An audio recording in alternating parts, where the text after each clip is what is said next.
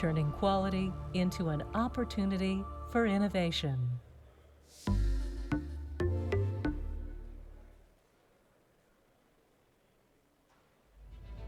Complexity is accelerating. From tighter timelines to more transistors in devices, making it more difficult to deliver high yield.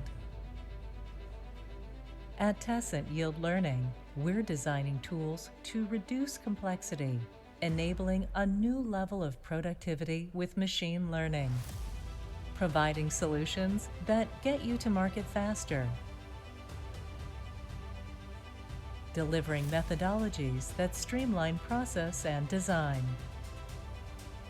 turning complexity into opportunity for innovation, without compromising quality or profitability. Tessent Yield Learning, helping you adapt to changing environments. Good morning, everyone, and welcome to the ITC 2024 Diamond Sponsor Presentation. Please take your seats and silence your mobile devices. We've got 4 presenters on our agenda today. The first is Ankur Gupta. He's the Senior Vice President and General Manager of Digital Design Creation Platform at Siemens EDA. Please welcome Ankur to the stage for his talk on transformative technologies for a sustainable future.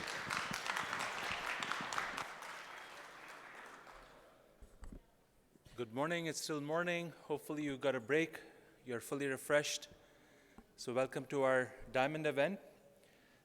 We were introduced as 4 lively speakers in the morning session, so hopefully we'll be lively. And it's my distinct pleasure to give you a view of what we do inside of Siemens EDA as a platform. So you heard several speakers this morning talking about the increasing need to stitch together a flow that is pervasive from architecture through design. At the end of design, you have a tape out, and then production, continuing all the way into in-life and in-field capabilities. You heard about challenges such as silent data corruption. We agree with all of that.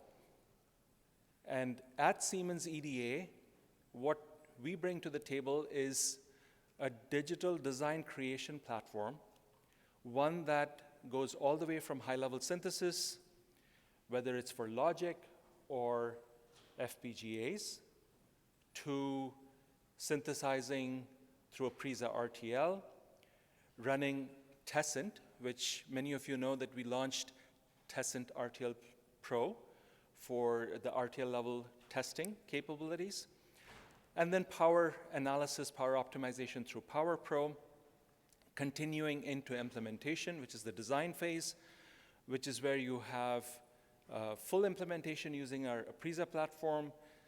Tessent comes in as the design for test capability, and then there's mPower for power grid analysis. Once again, you heard some of our keynote speakers and speakers in the morning describe that it's not enough to just design for power performance area any longer. You have to continuously check that the voltage drop, the Vmin, is within bounds. Thermal effects are being looked at. And again, the industry, the EDA industry, is looking at your challenges the same way. Various companies are providing various solutions. So here we are providing a full platform in this space. Specifically focusing on Tessent, the silicon lifecycle solutions that you have come to use, accept, and utilize fully in your designs. You can see where we are. Over the last few years, we have been very fortunate to land ourselves in a market-leading position, which we take very seriously. For DFT and e-learning, we thank you for all the support that you've shown in accepting Tessent as a leading solution. You've told us that it's a transformative technology. You've told us that SSN is shifting more of your designs. You're shifting more of your designs into SSN. which we fully appreciate, and the fact that you like that SSN provides an adaptive intelligence capability with a lot of self-optimizing capabilities. So towards that end, I'd like to introduce several speakers today. The first one is introducing Anurag Jindal from Ericsson. Anurag is going to talk about how Ericsson is using SSN with its self-optimizing capabilities and so on. Anurag's team faced challenges putting together an effective DFT methodology. He was standing up a new team. There's about 10x type of productivity challenge that they faced. And so please listen to him as to exactly how he embarked with his team on setting up a DFX capability within Ericsson. Next, pivoting a little bit, let's think about SSN and the test capabilities as the backbone. The industry challenges that you just heard about from the keynote speaker at Synopsys absolutely rings true. Reliability, availability, serviceability, the RAS challenges are very real. Silent data errors are real. You saw that the hyperscaler community has been talking about it. We fully agree. There are test escapes from small delay faults and test marginalities that need to be addressed. There are early life failures. There's aging. There's the workload that people were describing earlier in the morning, that imagine a 2.5-month long training on 10,000 core cluster. That's nonstop activity. You don't typically design for that type of nonstop activity when you design your chips. So that type of workload can accelerate the aging process of a device. And how do you test for that? How do you catch it? How do you monitor it while the chip is in the system is extremely important, because the importance of it is well understood by hyperscalers from a system performance perspective. Delays, slowness can cause a lot of lost dollars in revenue. But at the same time, this all has to be done in a sustainable way. Sustainable computing is extremely important. So those pressures of sustainable computing's pushing our customers in a different direction, which is how can they extend the lifetime of the chip. So on the one hand, you have these intense workloads aging the chip prematurely. On the other hand, you have the economic need to extend the lifetime of a chip. So testing, monitoring becomes extremely important. Towards that end, you have seen that in our journey over the last 4 years, we first introduced the backbone, or sort of the highway of the test data, and that was through Dave Dennert's initial introduction at ITC. Dave is from Intel in 2021. Then Dan Trock, who's also in the audience today, he talked about SSN and utilizing it at AWS in 2022. Darshan Kobla was here last year from Microsoft talking about SSN and how it's being used in their designs. And so this year, I'd like to introduce NVIDIA. Vishal Agarwal from NVIDIA is going to talk about test challenges in the AI, pervasive AI era. So that's going to be our second guest speaker. Should be very interesting. Stay tuned for that. And then finally, we announced this morning in-system test. So if you haven't looked at the press release, if you haven't looked at the announcement, please take a look. We are very excited about the fact that we are now enabling embedded deterministic test for all of the world's advanced integrated systems. Once again, in the morning sessions, you heard about the fact that we are now designing integrated systems, not just integrated circuits. And for these systems, you have to monitor and be able to do full deterministic testing of the chips that sit in the systems remotely.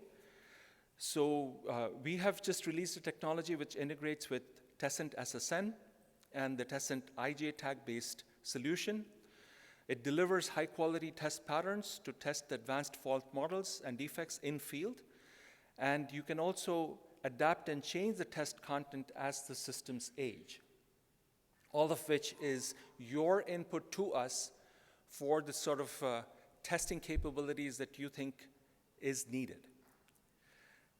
And introducing Dan Truck again from AWS with someone who is using this in-system test capability. He's going to share his experience with us over here.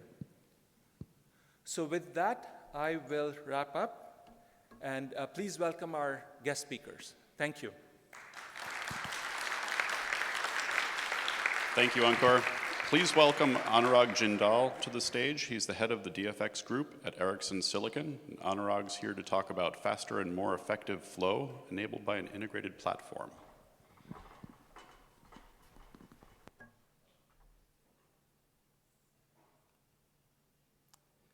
So let me start by asking, do you have a challenge hiring DFX engineers for your next SoC or your ongoing ASIC and developing the skill set within the team? I have that challenge. And I am also the engineer, by the way, who always ends up thinking that I overworked last year and I need to do better. So this challenge is driven multifold by the demand and increase in productivity. And that's driven basically by the amount of integration that we are doing on our ASICs, the complexity of these ASICs.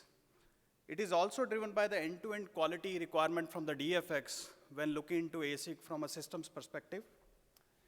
And it is also the amount of time a DFX engineer stays involved in an execution of an ASIC, right from the pre-silicon time, starting with the requirement concept phase, all the way going into post-silicon, and sometimes extending beyond into the life of the product with in-field data coming and the learnings coming from the field. So the time that an engineer has to stay involved is much, much longer. So today, I'm not going to go through some single breakthrough idea here. What I'm going to share here is a story of my team, the DFX team at Ericsson, and how we are scaling up to the requirements of the industry, requirements of the company. So here's the story. We started 2 years back with an ASIC, which is roughly 12 blocks, physical blocks, with an SoC top, 10 DFX engineers. At present, we are doing another ASIC, which is 50 blocks, equivalent, hierarchical blocks, an SoC top with the same team, with much more requirements on the DFX side.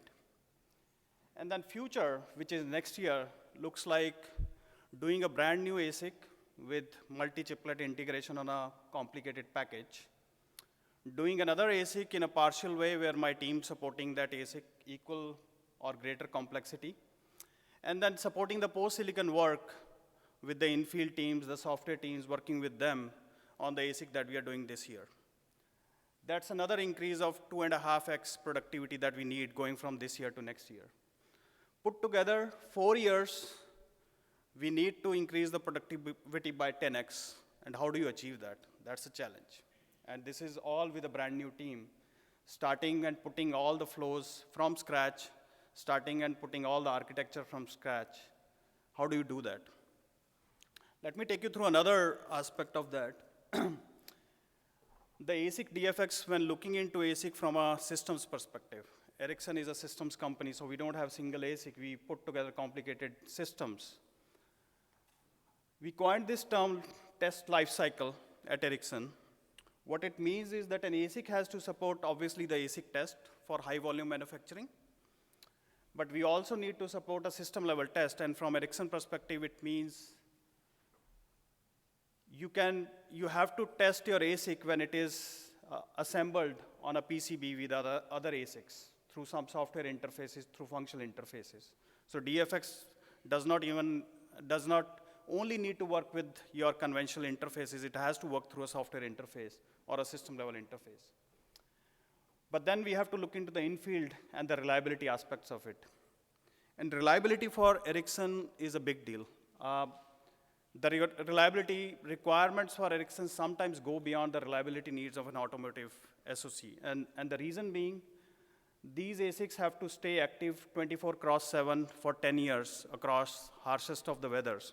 So put together that mission profile statement, and it comes out to be much more than a typical automotive part would be. And with this increasing workloads all the time, what we need to do is put comprehensive systems in place which can monitor the silicon in field, where we can collect the data from the silicon and do some predictive maintenance also. We expect the parts to fail, but we still want to keep those parts keep going, or being able to schedule a maintenance at a point in time where it can be done. You cannot bring down a network on the fly. And with these increasing bandwidths with 5G, 6G, our applications going into much more complicated industries where you cannot just simply bring down a network at any point in time. Reliability is very, very important. And keeping a part working round the clock is very important. So all this maintenance has to be done while the part is still active. You cannot bring down the part. And that makes life even more interesting, I would say. So that's the complexity part of it, where a typical ASIC DFX engineer was looking into scan memory bits from a structural test point of view, whereas now a DFX engineer has to look into those system aspects, which are a big overlap between the DFX and the functionality side of things.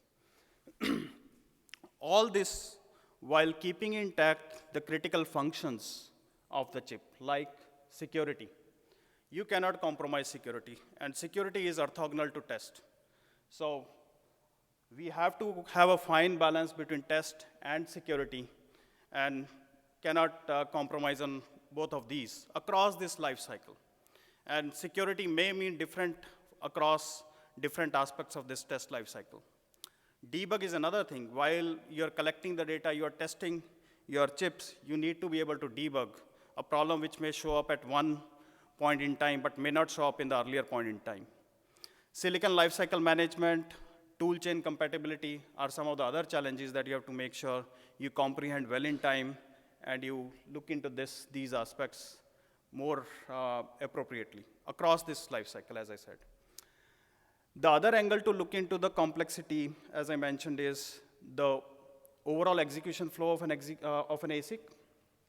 Here, a DFX engineer now has to start very early in the design requirement phase or the concept phase. Because of the overlap between the DFX and the systems and the functionality, you cannot just treat DFX as something which is after the fact. You can just implement it in physical design and be done with it. It is much more of a front-end architecture activity than it used to be. You have to work with your functional test IP owners, because a lot of times all functional IP will not be testable using conventional methods. So you have to pretty much define your test strategy, working with the functional IP owners, and implementing these test strategies right into the IP during the development time. And then you may have to develop your own test IP, because DFX ultimately has to be integrated to the systems to make sure your DFX can talk to the systems in field, can get you the data that you need. You can diagnose the chips. And from here, you have to go beyond post-silicon, looking into HVM, looking into the in-field, getting the data from the in-field, working with the software teams which are developing the software stacks for the maintenance software. And so a DFX engineer is working much more than a normal function on an ASIC execution would be. Given all these challenges, a transformation is required. So we went through our transformation where we had to challenge the status quo. We had to think about how do we insert DFX into our ASICs. Can we do manual DFT the way we are doing? Can we handle the legacy test IP the way we are doing? Or we go all the way using Tessent platform or some EDA platform here to integrate all the required DFX, but while meeting all the system level DFX requirements. So it is about pushing the reset button, innovating, aggressive left shift, and also introducing new technologies and partnering with a strong EDA partner. Let me go through some of the execution challenges specific to Ericsson, and I'm sure some of you are also going through that. We have legacy IP, RTL, which is a mix of Verilog, System Verilog, VHDL. We have unpredictable physical sizes. Partitionings are changing all the time. So you cannot have a central scan architecture. You need to have something which scales well. We have a hybrid SoC, which means we have abutted blocks and we have routed blocks at the top level. So conventional integration tools will not work here. And the blocks and the clocking is highly synchronous with divided and non-divided clocks across the SoC, which puts another requirements on the OCCs and the clocking schemes that you can have. And then on top of it, we have very strict requirements on the boot time and the security side of things. Then there are strategic goals for Ericsson from the silicon side of it, for end-to-end quality, some of which I already talked about, which is systemization of the structural testing interfaces. We need to make sure we can run structural test in field, in system, with higher quality and get all the required data. So this is a learning that no matter how much structural test you do, in the hindsight, you'll always come back and figure out a reason for doing a functional test. And that becomes learning for your next ASIC. So functional test enablement is something we implement as an insurance policy, and we have seen that we end up using that insurance policy always. So a functional test methodology has to be implemented in a very, very scalable way. And then this entire ecosystem needs to be enabled for the silicon lifecycle management. How do we do that? So there we have divided into two parts. The design flow approach, where we are talking about the tessent, automation, living inside the platform, doing the entire RTL work, generating the complete collateral for physical design flows, generating the complete collateral for verification, and doing a pure bottoms-up hierarchical flow for DFX. So we start with the lowest level of hierarchy at the physical level. We insert DFX into that. At RTL, we generate all the required collateral. We fire off a parallel thread for verification and the block sign-off, which includes doing rough synthesis within tessent, generating all the timing constraints, all the preserves that you need for synthesis. We can go up to actually running ATPG on that rough synthesized netlist and doing some coverage work as well. While this block sign-off is going on, we hand over the database to the next level of hierarchy and trigger the RTL generation for that, and so on. So this entire work today for my team, for the present ASIC, is done by 2 DFX engineers, and we call it front-end DFX flow.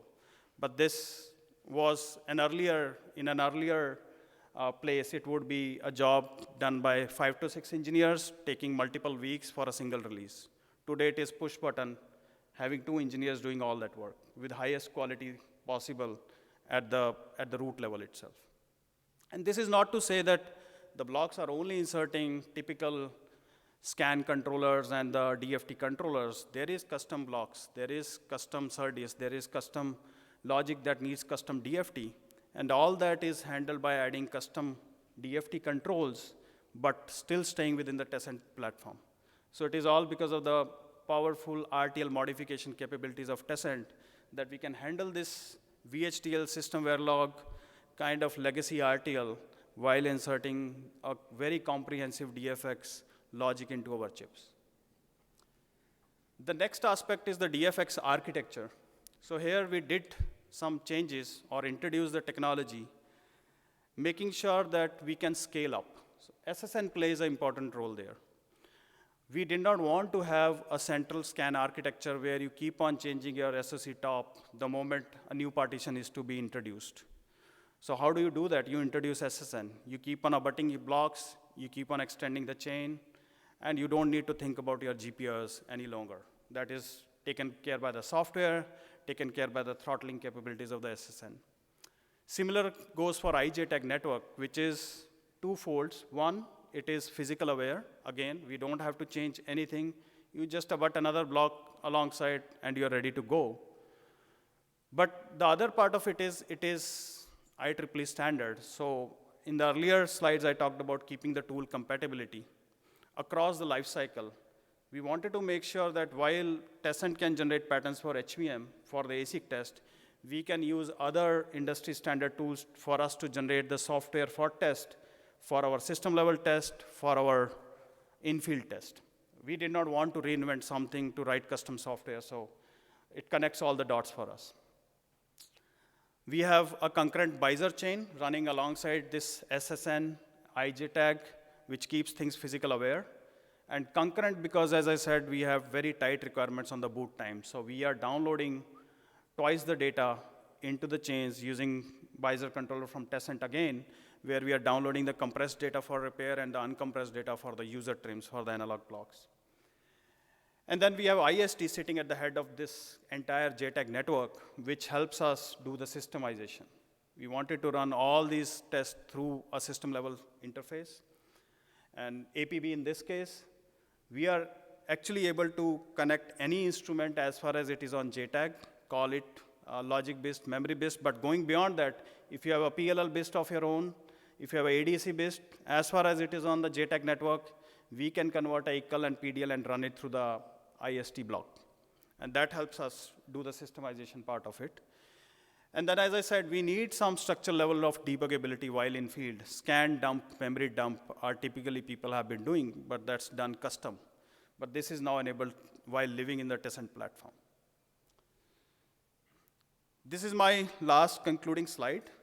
This is the things that we are looking forward to, working with Tessent closely to integrate into our next generation of ASIC, which is a full production test kind of capability where you can add newer tests through ISTK, a chiplet networking enabling full IEEE 1838, health monitors integrated through Tessent, and security enabled at the root by the Tessent platform into the DFX architecture. So that concludes my talk.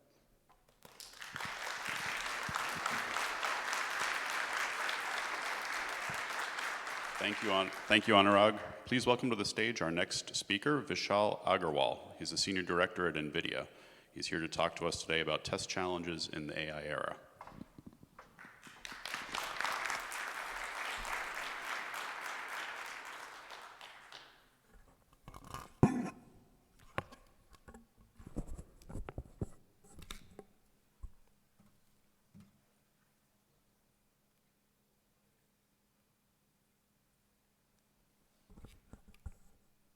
Hi everyone. The topic for my talk today is pursuit of quality for large complex AI systems. Quality is the end result of test. Test indicates cost that people want to optimize. Quality conveys benefits that people want to invest more into. At NVIDIA, we find it more meaningful to think in terms of quality first, and then working backwards to figure out the most efficient solution that will get us there. For a few years now, we have been working very closely with the Siemens team on developing our new scan solution. I will share some of the important thought processes that went into this development, the challenges that needed to be solved, and some results from our silicon bring-up.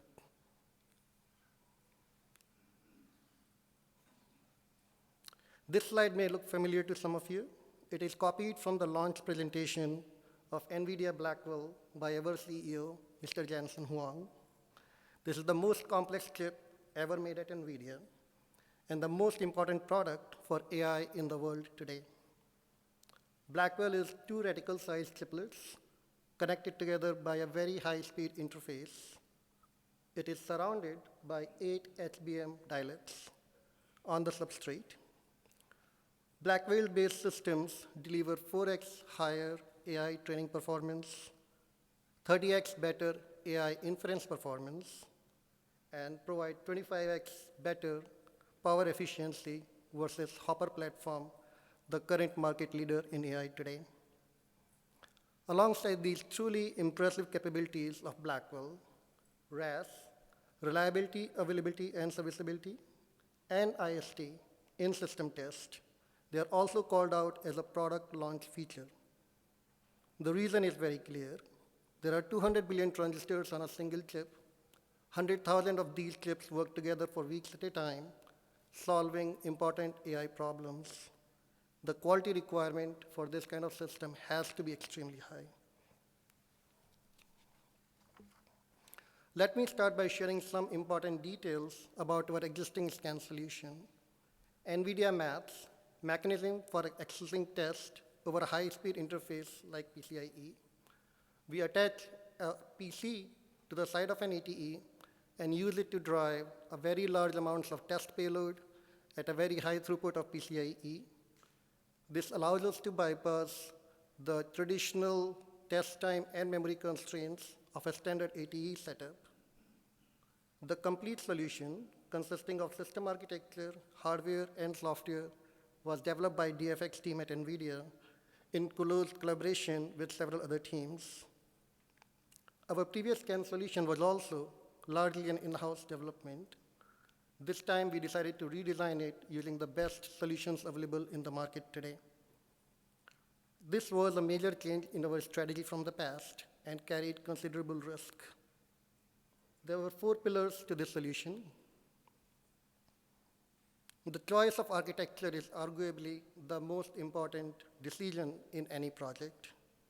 We designed our new solution using Tessent SSN architecture. At the time, SSN was not publicly announced. However, the benefits of a streaming packet-based scan architecture, they were very clear to us even then. We also rewrote our scan insertion flow using Tessent Scan Pro. Our final solution allowed us to get the full design performance from maths and supported all of our important use cases. I want to thank the Siemens engineering team again from this stage for their very close collaboration through this project. As most people here would agree, verification can make or break a project. Blackwell was a very, very challenging design to verify. It had 500 million scan flops, 2,000 SSH. Our biggest block sizes could be up to 10 million flops. At this scale, the runtime for standard things is days and weeks. And then you have to think about debugging these very long-running jobs. To meet this challenge, we have taken the concept of left shift to its limits. Almost the entirety of verification risk is covered in RTL. All gate-level steps are executed using a correct by construction workflow, and therefore we have very few debug iterations at these long-running steps. Second, we have worked very hard on building the core competencies in ASIC verification methods, things like UVM, emulation, and FPGA, and we find them very, very effective in solving some very complex DFT verification problems as well. The third piece of the puzzle is automations. By deep automations, I'm referring to our centralized automation stack. Every single DFX operation, from RTL integration to scan insertion, from DRC to ATPG, everything flows through this single unified system. And this works out great, because this means every single design decision, the outcome of every investigation is already available in this stack. This means that when global project teams, they can deliver on their products in a very independent manner. At the same time, everyone is feeding back their issues and fixes into the same system. Everyone is now an active participant in improving this software stack, and its benefits are being realized by everyone in real time as well. The final important goal for us was to identify our key use cases early on, and then develop a comprehensive solution for those. As an example, Silicon FA is very important for us. The chips are really large, expensive, short in supply. We really want to go in and do a deep analysis for any time zero failures as well as customer returns. So we worked very closely with this team to design the most optimized methods so they can do their work very effectively, like 2 years later. Similarly, we wanted to reduce the effort for pattern creation within our teams as well. For a chip of the size of Blackwell, it's a massive amount of effort to create all of these complex pattern sets. And imagine having to redo them for multiple packages or power configurations and things. So again, from a very early architecture phase, we went in and implemented the hooks. So later this work is done much, much rarely. And then we use the time we save to create more comprehensive quality patterns because quality wins every time.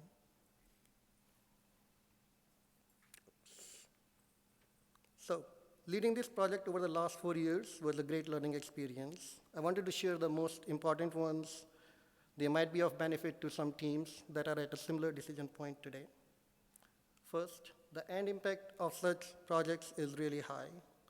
If you have a workflow that's 5 to 7 years old, and it's a limiter in your day-to-day work, bug rates piling up, not able to do new developments on it, you should look at redesigning it using the first principles. It is tempting to do incremental fixes, survive another project, but the technical debt keeps adding up, and it's a much bigger problem to solve in the future. Second, high-impact work cannot be done alone. For this project, we worked very closely with various teams at NVIDIA: clocks, timing, physical design, place and route, test chip, operations, and many, many others. They all understood the value proposition for this change. They brought their expertise into this effort, and they were a huge factor in the overall success. Third, build on top of the most suitable EDA solution for your specific scenarios. Don't see it as outsourcing your test strategy to EDA, but consider it as enabling your engineers with the best that's available in the industry today. And then direct their talents to solve your most important challenging problems. All right, a lot of hard work was done over 3 years of Blackwell development. Let me share some of the context to highlight the challenges of this bring up. This was a brand new test architecture deployed on the most complex chip we have ever done. This is a CoWoS-based product, so the first bring up was at wafer level with very limited set of debug tools. All the workflows have been rewritten. Any single thing going wrong, it can lead to days of open-ended debugs. So 3 years of hard work, 3 months of intense anticipation until the chip comes back from the fab, and the results were simply amazing. Some of the tests, when we ran them the first time, the shmoo turned out green. It actually happened. In 24 hours, we announced that the new architecture was working well. The maths PCIe-based solution came up soon after. Eventually, we have enabled production at 12 Gbps throughput. For comparison, this is same throughput as 400 scan-in and 400 scan-out pins. We use this massive bandwidth to double down on quality for our Blackwell product.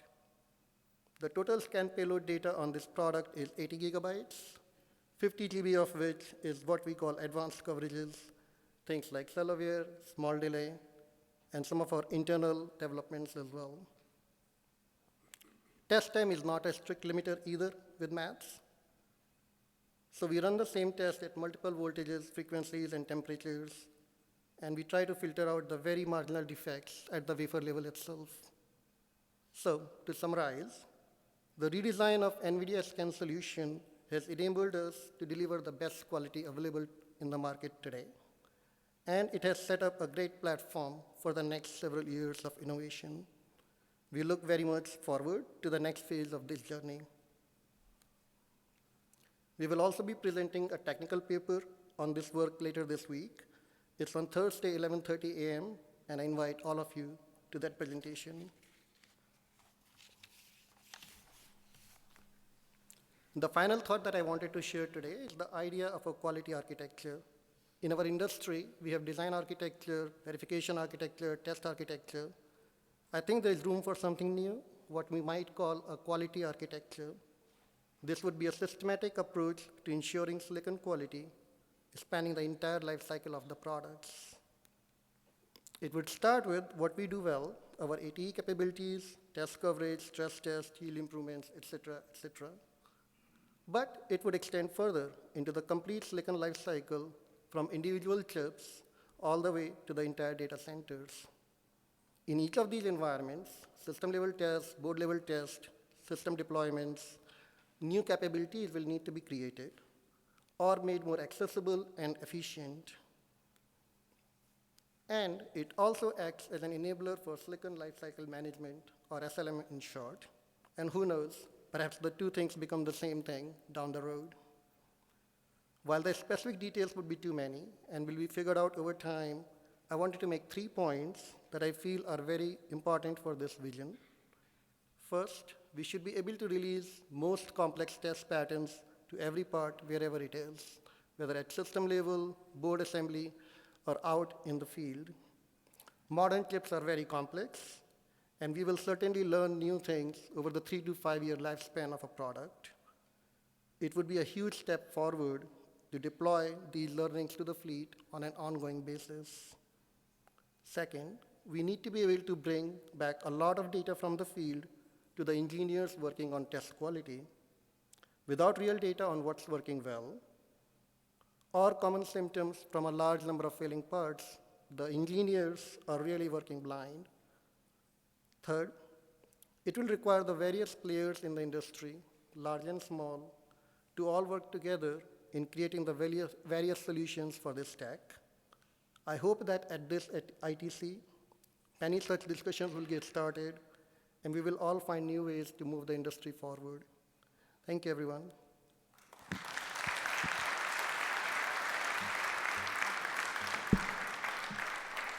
Thank you, Vishal. Our final presenter today is Dan Trock, Principal Engineer at Amazon Web Services, and he's presenting on deterministic in-fleet scan test in AWS Cloud. Welcome to the stage, Dan.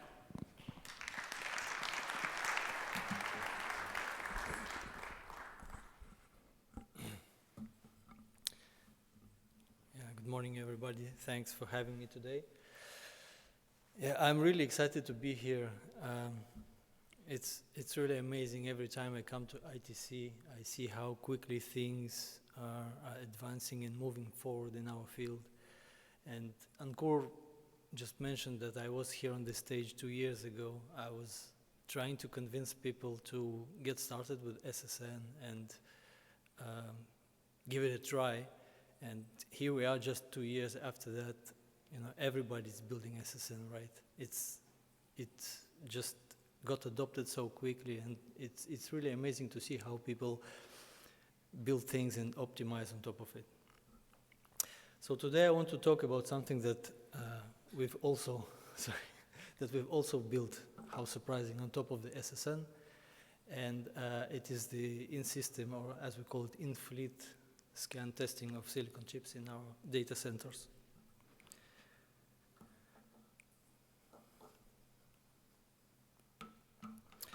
So, a little background, what is AWS and what kind of chips we're building for ourselves and for our customers. So AWS is one of the largest cloud computing services providers in the world, and we have data centers and huge fleets of systems with silicon chips all over the world. We design and build chips in multiple areas spanning data center infrastructure, core compute, and machine learning. Let's have a look at some of them.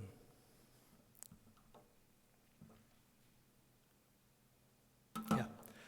So with Nitro system, Nitro chips, we accelerated networking and storage and virtualization in our data centers, and we moved the hypervisor functionality away from the host CPU to a purpose-built chip, thus freeing the host CPU to run only customer workloads more efficiently. Then with Graviton,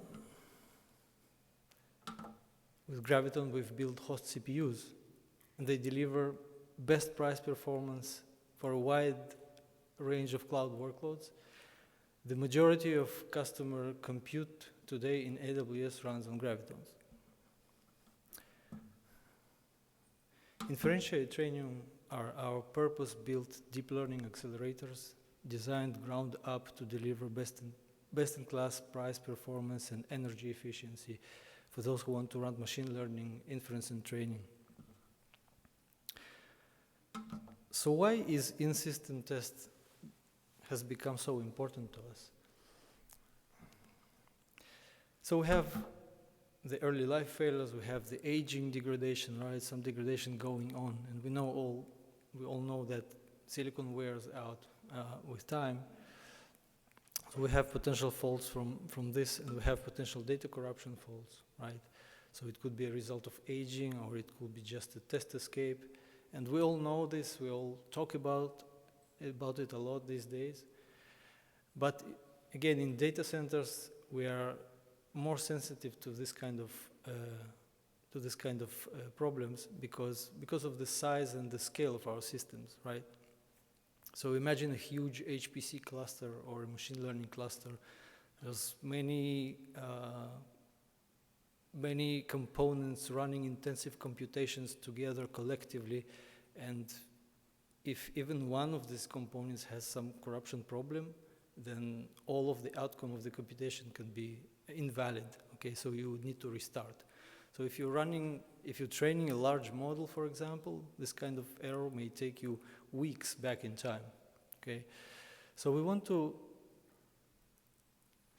identify those issues before our customers can encounter them, right? And to do that, we have to test periodically. We have to have a high quality periodic tests throughout the entire life cycle of our products.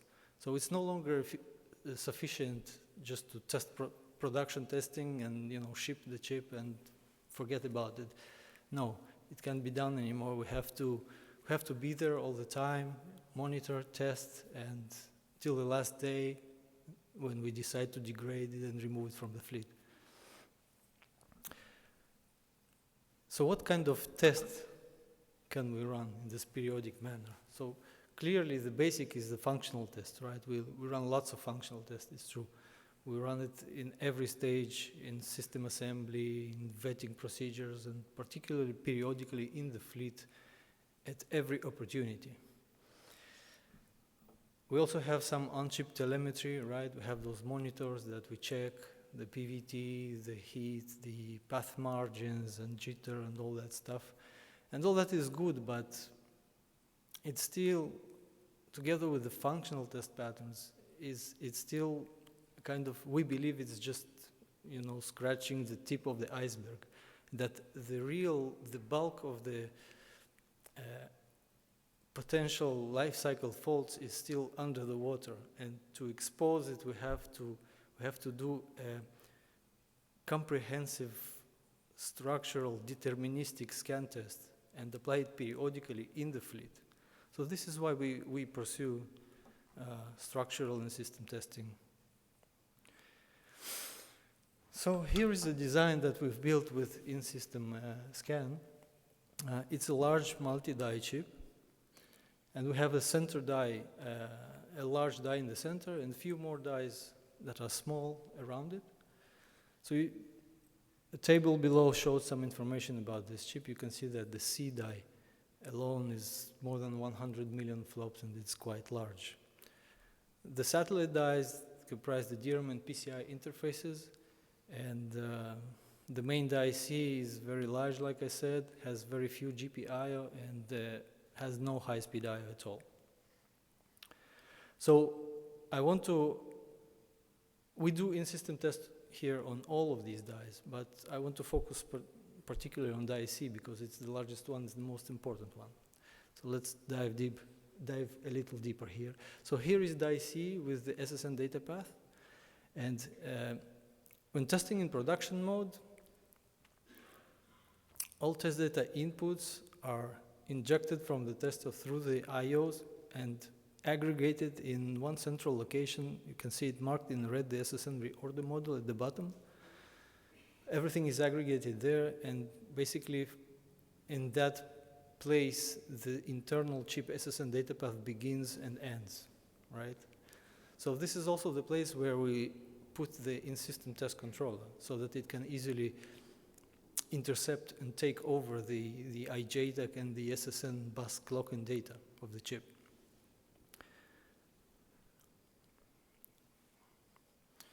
Now, this yellow area that you see, this is what orchestrates the in-system testing, okay? So this is a small logic island that keeps running functional during in-system test. And Everything outside of this island is fully testable. Internal, external mode testing, we have full coverage, very close to the coverage we have in production test, okay? So this is just a fraction of faults, this small island. A fraction of faults of the total faults in the die. So let's take a closer look what's going on there. So we have the peripheral bus system, the PBS. It receives test data from the external microcontroller and constructs a chip internal transaction towards the in-system test controller. The in-system test controller converts this transaction into, it's typically a write transaction, it converts it into a bus access cycle. So every write transaction is basically translated to one cycle of SSN bus clock and data. And we stream those write transactions one after the other very efficiently because it all goes to the same address, right? So during test payload application, we optimize here. And now, like I said, this die has no high-speed I/O. So what we have on this chip is an SPI, and we enhance it a little bit to quad SPI, running on 4 data lines in parallel, and we run those lines at relatively high clock frequency so that we achieve a decent test bandwidth, maybe not as high as with a high-speed I/O as it could be, but still not bad. So with this setup for a die like this, we can apply a full scan test program similar to the one in production in about few minutes, okay? So if you're an idle CPU now waiting for being sold to your next customer, we can run this test on you, we can check you, and we can do it every once in a while, and we can do it also on the other CPUs, and eventually on the complete fleet, right? So this is a very powerful capability. This is exactly what we wanted to achieve. We wanted structural, deterministic, full scan testing in the fleet, and we get that visibility into what's going on in the fleet and this life cycle monitoring, and this is what we wanted. So let's summarize. So we've built a structural, deterministic, in-fleet test into a large multi-chiplet design. We haven't compromised on coverage. We achieve almost the same coverage as in production, and it includes internal and external mode testing. We improved lifecycle monitoring, fleet quality, and reliability. We have full scan diagnosis now in the fleet, which is also a very powerful thing because, you know, once you have a problem, you typically, what you do, you need to authorize the return of merchandise, you know, you need to get that chip back into your lab and start checking it, what's going on, etc. And it usually takes weeks or months even until you get your hands on the unit, right? So with in-system scan, we can run diagnosis directly and hopefully even localize the fault without removing the chip from the fleet. Okay, so it's also very, very powerful. And all this, of course, is based on the common SSN technology layer that we use for both manufacturing tests and in-fleet tests.